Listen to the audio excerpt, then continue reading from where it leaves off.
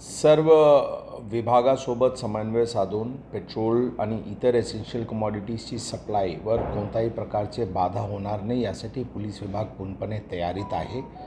Petroleum प्रोडक्ट्सबद्दलची पण त्याचे smooth supply आणि कोणताही शॉर्टेज शहरात होणार नाही यासाठी संबंधित विभागांसोबत जिल्हाधिकारीसोबत आम्ही कोऑर्डिनेशनमध्ये आहे आणि ते आवश्यक सुरक्षा पुरवून कोणताही प्रकारची शॉर्टेज होणार नाही यासाठी आम्ही प्रयत्नशील आहोत।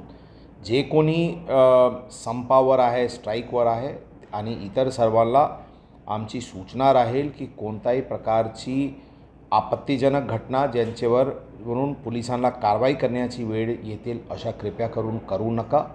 शांततेत जे काही आंदोलन करायचे ते त्यांचे अधिकार असू शकतात, परंतु जनजीवनवर कोणताही विपरीत परिणाम पडणे, फॉर एक्झाम्पल पेट्रोलियमचे स्मूथ सप्लायवर बाधा किंवा ॲम्ब्युलन्सेसचे मूव्हमेंटवर, फायर ब्रिगेडचे मूव्हमेंटवर, भाजीपालाची मूव्हमेंटवर आणि इतर एसेन्शियल कमॉडिटीजवर कोणत्याही प्रकारचे आपत्तिजनक स्थिती निर्माण होणार नाही यासाठी मोठ्या प्रमाणात बंदोबस्त लावण्यात आलेली आहे। आमची आज विस्तृत चर्चा संबंधित विभागांसोबत सकाळी झाली होती। आज आमच्या अधिकारीसोबत याबद्दल विस्तृत स्ट्रॅटेजी तयार करण्यात आलेली आहे आणि मी शहरची जनताला फक्त एवढेच आश्वासन देऊ इच्छितो की ते कोणत्याही प्रकारची पॅनिक स्थितीमध्ये आपण जाऊ नका। ते सगळे स्मूथली सगळे स्थिती हँडल करता येईल। तर गरज पडली तर टँकर आणि पेट्रोल पंपला सुरक्षा देण्यात येईल का?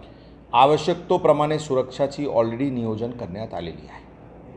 सर, आपल्याला आतापर्यंत कोणी सुरक्षा व्यवस्था मागितलेली आहे का? आपण कोणाला दिलेली आहे का? आणि शहरात कायदा सुव्यवस्थेचा प्रश्न निर्माण होईल अशी स्थिती आहे? शहरात कायदा व सुव्यवस्थेची परिस्थिती निर्माण होणार नाही यासाठी आमची पूर्ण नियोजन झालेली आहे। जे काही संबंधित विभाग आहे त्या संबंधित विभागांसोबत आम्ही संपर्कात आहोत। बंदोबस्त जिथे जिथे आवश्यकता राहतील त्याचे सर्व ठिकाणी बंदोबस्त नेमण्यात येईल।